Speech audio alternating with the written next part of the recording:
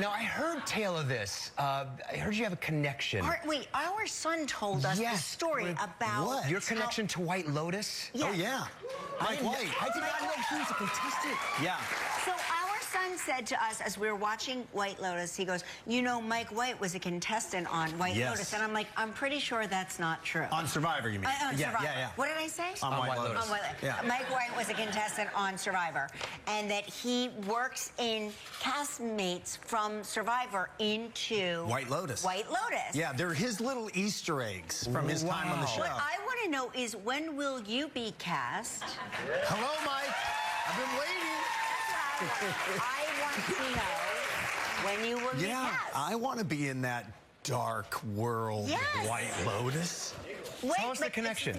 Well, the connection is Mike and I knew each other, and he legitimately would say, I'd like to be on Survivor, and we'd go to dinner, and I'd say, dude, you don't really want it.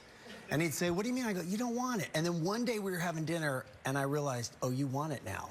And he came out, and you would think, because he comes out there, people recognize him, School of Rock. Right, he's already Mike White. Yes. It's not like he's an anonymous person. Right, and on Survivor, you would think people would say, well, you've already had yours, so we're gonna vote you out. He gets to the end.